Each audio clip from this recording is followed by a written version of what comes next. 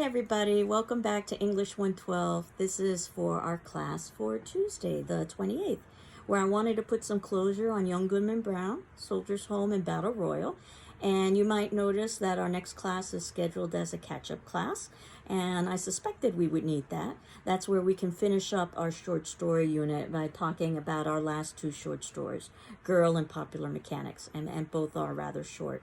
I can also transition over and start talking about our first formal writing assignment, paper number 1, which will be based on short story, and also prepare us over the next couple classes for our next unit in the semester, which happens to be drama. You'll remember that we have an informal writing assignment coming up soon, that at the ending of our short story unit, so that'll be this Thursday, I'm asking you to submit in a journal a response to 3 of the short stories that you select from our short story section, writing approximately a page or so for each of those short stories. So it would probably be about a 3-page journal or so, give or take. And there isn't any particular format or template. I'm not grading for grammar or mechanics, purely for content, and I'm putting a check mark grade on it. So the idea is that you could talk about these stories as individual units, or perhaps you can compare and contrast them. But I'm hopeful that this perhaps might also assist you with upcoming writing assignments, such as paper number 1, as you begin to put down your thoughts on paper. And you can certainly hand in your journals early, but I'm hopeful that at the ending of the short story unit, you will be able to hand in your journals so that I can give you some feedback and you have enough time to work on your first paper on short story. But for Young Goodman Brown, and actually all 3 of these stories, Young Goodman Brown, Soldier's Home, and Battle Royal, all 3 are written by canonical authors. And we talked about the canon, those works that are considered by scholars or critics worth of academic study. That's one of the reasons why I assigned all 3 of these works.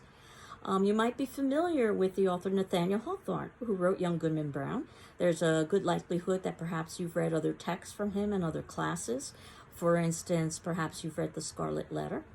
And one of the reasons why Nathaniel Hawthorne is part of our readings is because of his examination of Puritanism in New England. So this gives us a historical lens into our own area. And Puritanism, as I had discussed last class, is a very strict religious philosophy that doesn't allow for really any kind of ambiguity. There either is pure good or pure evil and nothing in between. And of course, we see how that is questioned in Young Goodman Brown, which would seem to be rather subversive for the time period, considering the philosophies of the time. But even in our time period, just think about the idea of holding somebody in respect and esteem and having that person disappoint us because they've engaged in some sort of flaw or frailty, and the realization that we have to come to that this person is capable of sin and hypocrisy. And perhaps even a bigger realization that we ourselves are capable of sin and hypocrisy. So we are established Young Goodman Brown as being young, so he's naive. This is going to be a coming-of-age story where he learns about the world and that Puritanism is a much too simplistic way of seeing the world. And he is a good man, though Goodman would have been a title at the time period, much like Mr.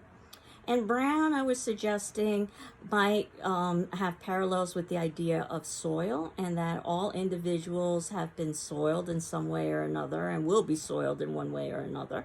Works nicely with the idea of wilderness, wild or untamed, which is the journey that he's taking, which is an allegory for the journey of life that we all take. And that Brown is also a common surname, and one could suggest that this is a common journey that we all have to take. And of course, Hawthorne gives us the setting of Salem and the witch trials being notorious because of the Puritans persecuting mostly women who were seen as outsiders, as witches. And more irony in that the Puritans themselves had been persecuted in Europe, and that's why they resettled in New England. Sunset, so this is the beginning of descent. And Faith is trying to hold back Goodman, Faith being both Goodman's wife, but also his faith in humanity. And she's wearing pink ribbons. This is important. The idea of ribbons is supposed to suggest something like innocence and purity. Pink might suggest innocence and purity in our time, but during the time of Puritanism, not necessarily. Color was seen as sinful. Therefore, individuals were encouraged to dress in black and white, not necessarily to wear colors. So this is already a little bit of foreshadowing that perhaps Faith is not as pure as she appears to be. And of course, the ambiguity of the text is that we can never know for certain whether this witch meeting occurs or not. As many pieces of evidence to show there is a witch meeting, there are an equal number of pieces to show there isn't. One of the things that Goodman encounters is that he thinks he sees Faith's pink ribbons at the witch meeting, and that would seem to be proof, physical proof, that she was in attendance. And then when he returns home, she's wearing her pink ribbons. And while in modern day we might just explain this as having multiple pairs of ribbons, much less likely during this time period that individuals would have multiples of property the way we do today. So we're told that they've been married 3 months, which works very nicely in terms of the Christian Trinity, since this is an examination about religion. And we know that this is supposed to be a journey of evil purpose, and Faith is trying to hold Goodman back, but he continues. And he comes across this figure who could be a devil, but also is very similar in appearance to Goodman and to Goodman's family. And the suggestion here is that whether or not this person is a devil, the connection with appearance to Goodman and his family suggests that Goodman and his family are capable of evil, which is one of the things that we are told as we are given more information from this figure about the Puritans. And this happens to be in paragraph 18 or so, page 323, where the figure says, "I helped your grandfather," he's speaking to Goodman, the constable, "when he lashed the Quaker woman so smartly through the streets of Salem.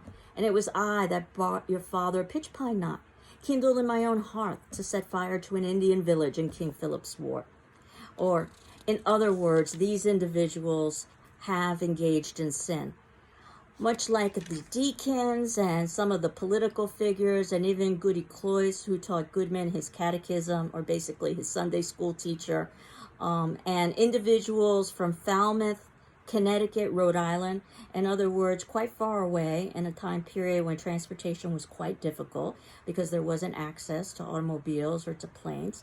So the idea is that this is a wide range of evil, if you will, that exists in New England that supposedly is going to come and meet in some sort of an initiation. And then, of course, as Goodman continues along his way, he sees chaste dames and dewy virgins and men of dissolute lives and women of spotted fame and Indian priests and basically everyone. So that ultimately what Goodman is realizing is that his belief system has been incorrect.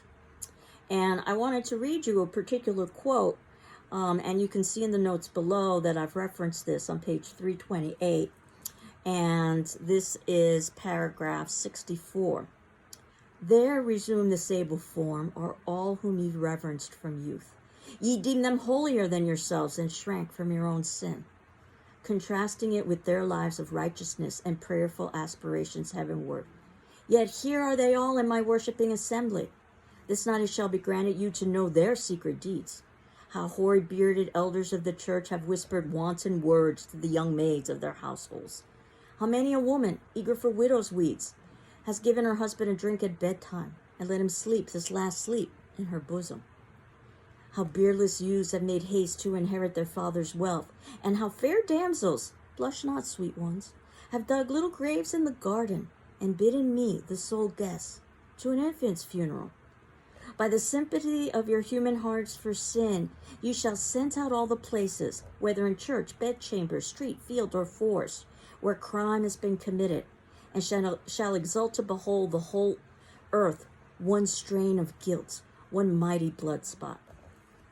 Of course, we know that Hawthorne's language is not particularly easy, though he was writing for his audience at the time, so the language would have been much more accessible.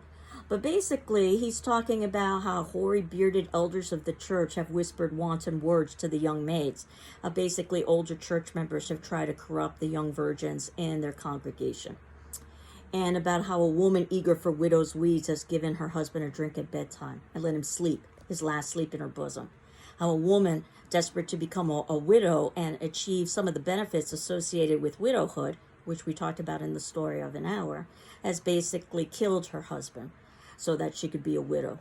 Or fair damsels, blush not, sweet ones, have dug little graves in the garden and bidden me the sole guest to an infant's funeral, where virgins have basically become pregnant before marriage and have aborted the fetuses and have basically buried those fetuses in their gardens. That this is the reality of what happens behind closed doors. And of course, Goodman is able to resist evil until he thinks it's his faith himself, his faith herself, that's there. And he cries out, "Look up to heaven, faith, and resist the wicked one." Whether faith obeyed or not, he knew not. Hardly when he spoke it, when he found himself amid calm night and solitude, listening to a roar of the wind which died heavenly away through the forest. He staggered against the rock, felt it chill and damp, while a hanging twig that had been all on fire besprinkled his cheek with the coldest dew. And of course, if the twig had been on fire, it wouldn't have been filled with dew. Again, a wonderful example of the ambiguity within Hawthorne's text. For every piece of evidence that would seem to suggest a witch meeting, they're an equal number to show that there wasn't a witch meeting. And Hawthorne is quite aware that this is the probably central question we have as readers. What happened? And Hawthorne addresses this question and asks it point blank on page 329 of my text, or paragraph 71. And notice it's only a one-sentence paragraph, which is what you can do in creative writing, though you couldn't necessarily do that in academic writing. Had Goodman fallen asleep in the forest and only dreamed a wild dream of a witch meeting? Isn't this the central question? Was this a dream of Goodman's, or did it happen? This is Hawthorne's response. Be it so if you will. In other words, yeah, whatever. But it was a dream of evil omen for young Goodman Brown, who became a stern, sad, darkly meditative, distrustful, if not a desperate man. And on Sabbath day, he couldn't listen because an anthem of sin rushed loudly upon his ear. When the minister spoke, Goodman turned pale, dreading lest the roof should thunder down upon them all. Goodman shrinks from the bosom of faith, and when the family kneels down in prayer, Goodman scowls and mutters to himself. And after he had lived long and was borne to the grave a hoary corpse, followed by Faith, an aged woman, and children and grandchildren, a goodly procession, besides neighbors not a few, they carved no hopeful verse upon his tombstone, for his dying hour was gloom. And the message is for us as reader to not allow ourselves to become a Goodman Brown, to be so disillusioned with the reality of faith and with the reality of sin and the loss of faith in our world that we become basically bitter and angry. So that's the moral or the message for us in Young Goodman Brown. And then as we move forward to Soldier's Home, a more contemporary piece, and I noticed that many of you had indicated that was the text that you had some difficulty with because you found difficulty connecting with Krebs. And may I suggest that Hemingway is doing that on purpose, is that he wants us to be distanced from Krebs so that we can feel the distance Krebs himself feels upon his return back from war. And keep in mind that war during this time period would have been portrayed as something as one's patriotic duty, and in a much more positive way than it would be today. And what Krebs returns to is either misunderstanding or ignorance, or a combination of the two. Keep in mind that he returns long after the hero's welcomes, which says so much about the civilian population and how fickle they are. But at any rate, what we learn with Soldier's Home is that this is a soldier of many soldiers who has returned home, or at least to his former house. But that doesn't mean that he's home. It doesn't necessarily mean he's at a place where he is understood or welcomed. Though I oftentimes think about things like the Soldier's Home in Holyoke as well, which happens to be a residence for older soldiers. But we learn about Krebs, which means cancer in German, and I would suggest that war is basically a kind of cancer, who went to a Methodist college in Kansas. And I had suggested last time that Hemingway is very deliberate by giving us a picture with Krebs and his fraternity brothers all wearing the same height and style of collar. And then, of course, there's another picture of him in the Rhine now that he's in the war with two German girls and another corporal. And the uniforms don't fit. Perhaps they've outgrown their uniforms because it looks like Krebs and the corporal look too big for the uniforms. The German girls are not beautiful, even though much of the perhaps propaganda of the military at the time is that joining the military would allow one to meet a partner or at least become attractive to a partner and also to see the world. And notice that the Rhine doesn't even show in the picture. And Krebs is overcome with the idea that he needs to lie in order to be able to gain attention. His stories have to be interesting enough to capture people's attention. He can't admit that he was bored. And he also can't admit that he was scared. And he certainly can't get into too many gruesome details. People want a kind of PG rated R version of war. They don't want necessarily the reality. And again, how Krebs is spending his time basically isolating himself. It's late summer. Again, the setting represents the beginning of descent.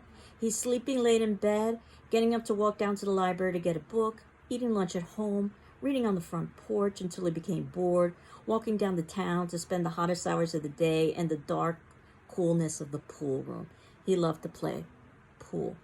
And then he's practicing the clarinet and strolling down the street and reading and then going to bed.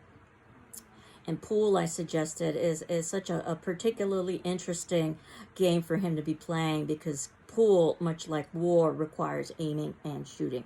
And Hemingway would have been very much aware of this. And that ultimately we see that Krebs has perhaps a stronger connection with his sister, but certainly his connection with his parents is strained. He doesn't even have a direct conversation with his father.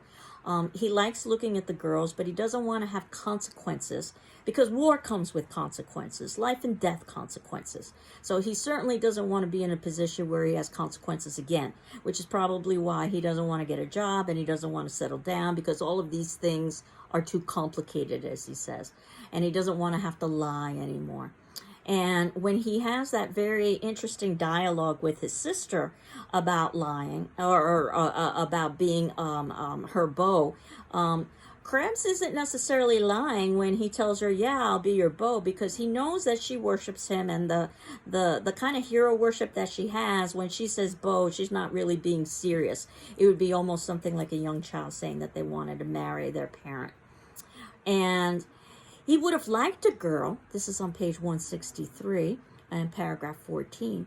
He would have liked a girl if a girl had come to him and not wanted to talk. But here at home was all too complicated. He knew he could never get through it all again. That was the thing about the French and the German girls. There was not all this talking. And of course, the reason why there wasn't all this talking is that English was not their first language. So obviously they had very limited dialogues. But now that he's back home, he understands that he would have to have a dialogue with a partner. And that's nothing that he really wants to engage in. So what we see in this story are all of the ways that Krebs has been changed because of war. And again, this might seem obvious to us in our time period, much less so in this time period when there wasn't even a term for post-traumatic stress disorder. It was known as shell shock. Yet, even in our time, think about the difficulties of soldiers returning back home. And the quote that I selected for us is on page 164. And Krebs is sitting on the porch, and he's reading a book about the war. This is, I believe, paragraph 17. He sat there on the porch reading a book on the war. It was a history, and he was reading all about all the engagements he'd been in. It was the most interesting reading he had ever done. He wished there were more maps. He looked forward with a good feeling to reading all the really good histories when they would come out with really good detailed maps.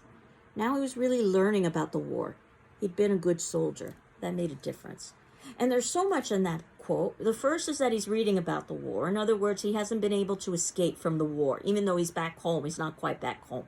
In fact, he even admits that in some ways he'd rather be back in Germany because the rules and the expectations are those that he's already become accustomed to. The fact that he also needs validation that he had been a good soldier, and the place he's getting it is from a book, not from his family, not from his friends, not from his community, I think is also quite telling.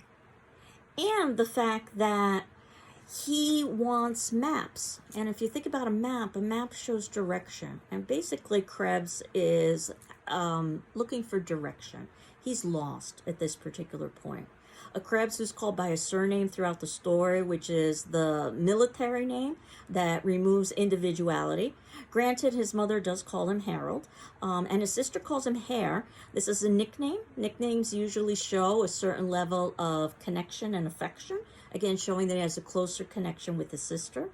But think of a hare, H-A-R-E, not H-A-I-R, a rabbit. And some of the associations connected with rabbits about being skittish or scared or hiding in holes, and how that could apply to Krebs as a soldier and now Krebs as a veteran returning back home and trying to reintegrate back into civilian life. And notice the way that his parents try to encourage Krebs by offering him the family car. And think about all of the significances associated with cars.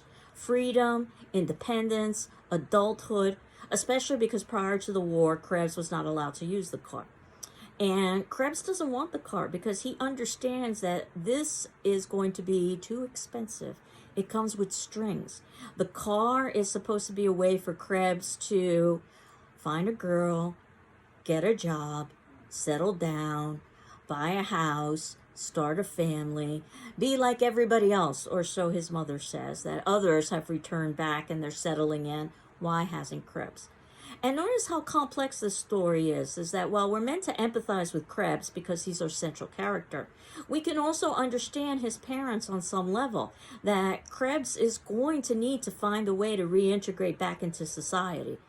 The point is that he's not ready and he's not being given the support that he needs to integrate back into society. So we know that the mother tries to engage Krebs with prayer. And it would seem that religion is an important aspect in this household. After all, Krebs went to a Methodist college and his mother seems to be quite devout. And he says he can't pray. And one assumes that also has to do with his experiences in the military. You know, the age-old philosophical question, how can there be a God and how can one have faith when horrible things happen in the world, such as war?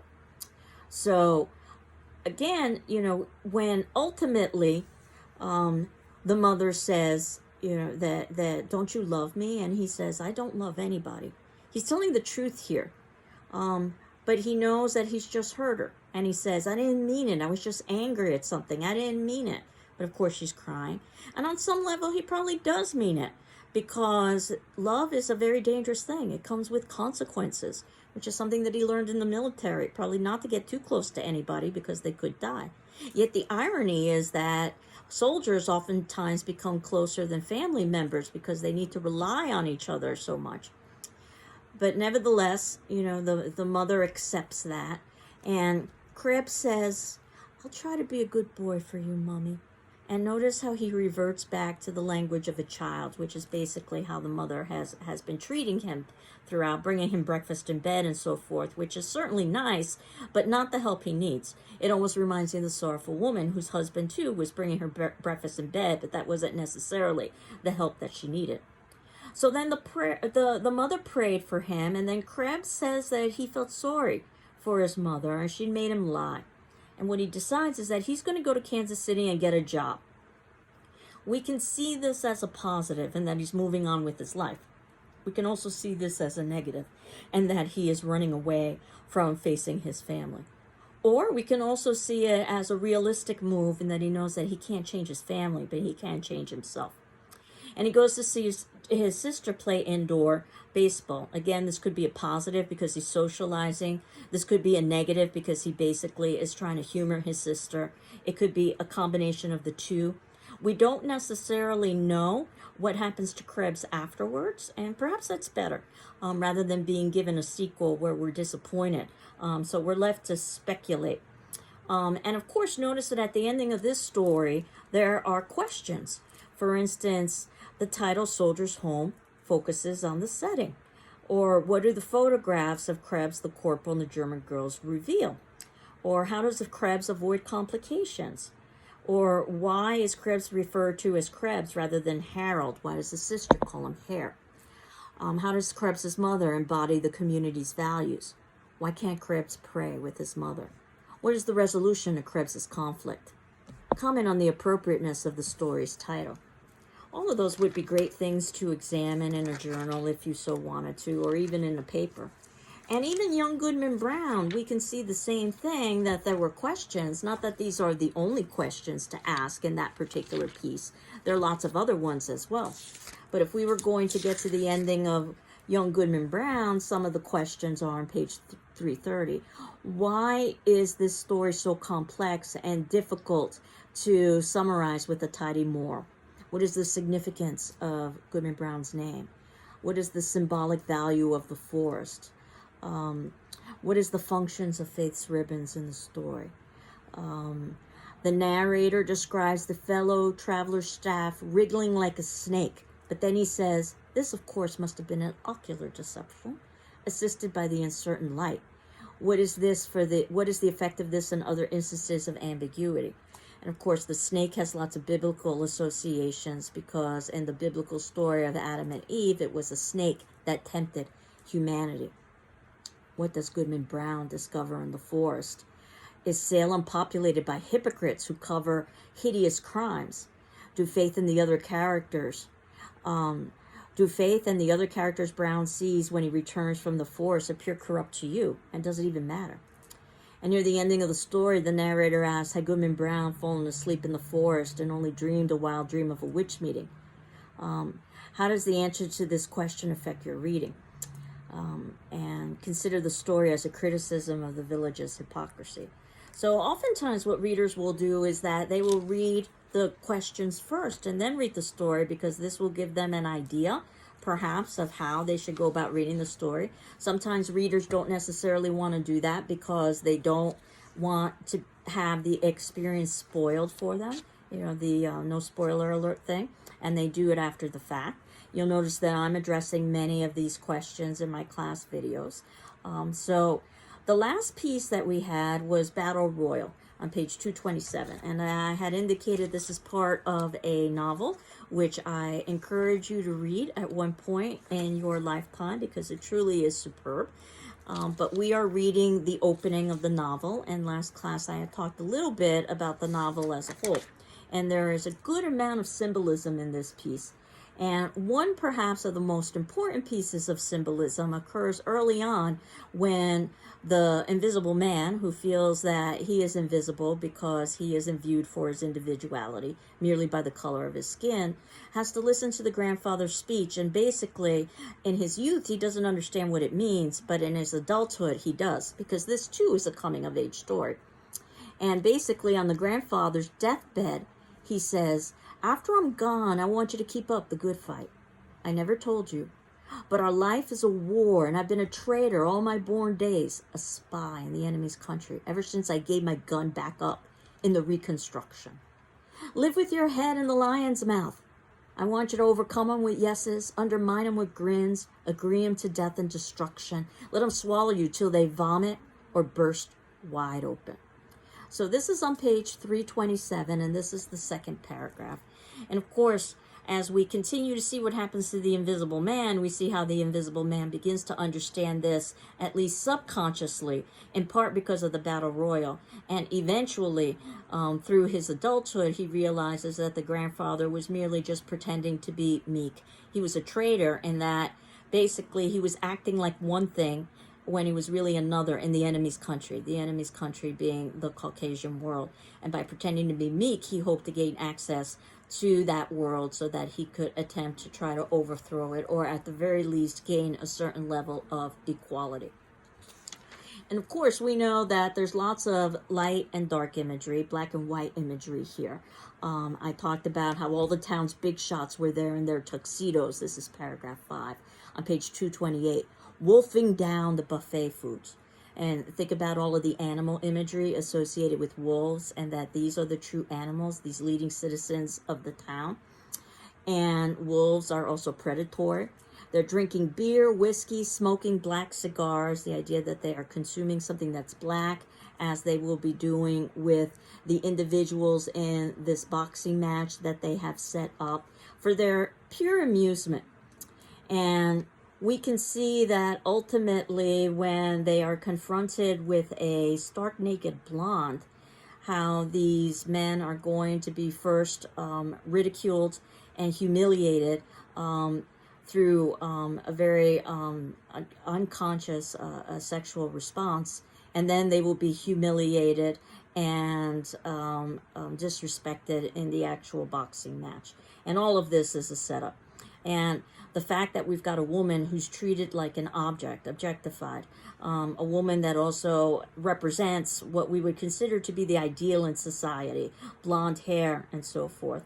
That basically Ellison is making commentary about sexism as well as racism in this particular piece. And we're told that, you know, her eyes were hollowed and smeared a cool blue, the color of a baboon's butt. And again, notice all of the animal imagery here. And the Invisible Man talks about how he's torn, that he wants her, but he also wants to protect her. He wants to kill her because she's putting him in a vulnerable position. But he also understands that she's much like him, in a vulnerable position.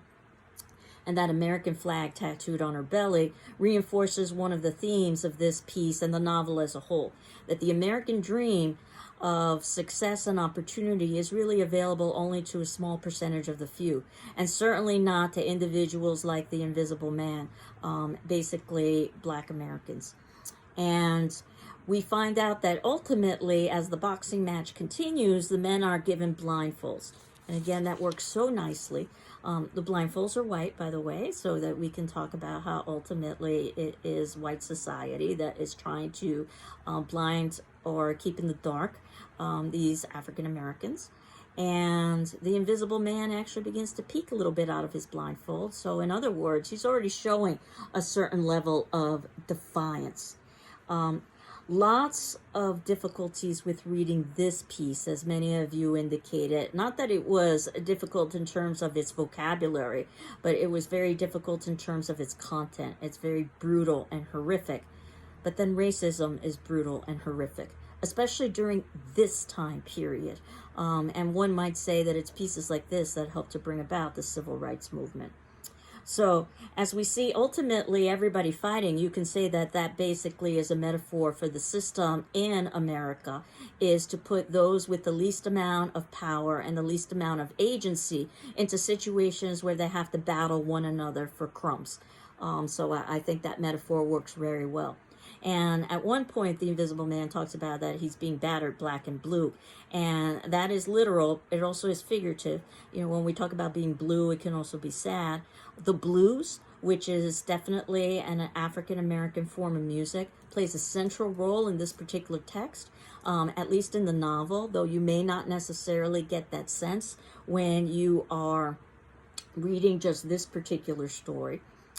And of course, the Invisible Man, as he realizes that he's been left with the strongest boxer and all of this has been planned ahead of time, says, fake like I knocked you out and you can have the prize, because there's supposed to be some prize for the winner. This is on page 231, around paragraph 28. And the response the Invisible Man gets is, I'll break your behind. And the Invisible Man asks for them, and the response is, for me, you son of a bitch. That this is really the only way to achieve some sort of dignity and status for Tatlock, who happens to be that sole boxer who's left there. And then, of course, after the match, they're humiliated and degraded even more, where they need to collect their prize on an electrified rug. And it, again, illustrates the idea of power, and that it's the Caucasian society that has it and that is using it against the African American society. And also that all of this has been fixed, because once they do get the tokens, they're not even money. And then finally, the Invisible Man can give his speech that nobody really cares about. And then when he makes the mistake, and one might say that it's an error from his subconscious to try to say social, rather than social responsibility, social equality. And those are two very different things. He's asked, you weren't being smart, were you, boy? It's on page 235. And the Invisible Man says, no, sir. And they say, you sure about equality? That was a mistake? And he says, oh, yes, sir, I was swallowing blood.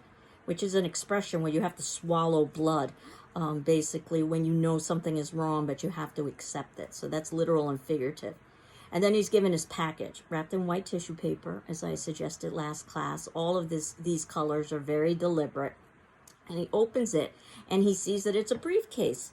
Again, oftentimes associated with things like success and opportunity. From Shad Whitmore's shop. Notice how Shad sounds like shade. Whitmore. I don't know if they give a whit about anything more than outside of the Invisible Man degrading himself. Again, all of this is very deliberate. And he opens it up and he sees it's a scholarship to the State College for Negroes. And one would expect that this is going to be a positive thing. Everyone is excited at home, and he feels even safe from his grandfather as he stands beneath his photograph with the briefcase. And then he dreams about the circus, where basically the grandfather is saying, well, read this letter that's inside an envelope, that's inside an envelope. To whom it may concern, I intoned, keep this end boy running. I awoke with the old man's laughing ringing in my ears. It was a dream I was to remember and dream again for many years. But at that time, I had no insight into its meaning. First, I had to attend college. And he realizes that college is a scam made to basically keep him running. Or if we were to look at the questions at the end on page 236, discuss how the protagonist's expectations are similar to what has become known as the American dream, the assumption that ambition, hard work, perseverance, intelligence, and virtue always lead to success. How does the first paragraph of the story sum up the conflict the narrator confronts? In what sense is he invisible? Why do his grandfather's last words cause so much anxiety in the family? And what does the grandfather mean when he says, I want you to overcome him with yeses, undermine him with grins, agree him to death? What is the symbolic significance of the naked blonde? How does she reveal that she is a representation of more than just a sexual tease? How does the battle in the boxing ring and the scramble for money afterwards suggest the kind of control whites have over blacks in the story? Why is it significant that the town is named Greenwood?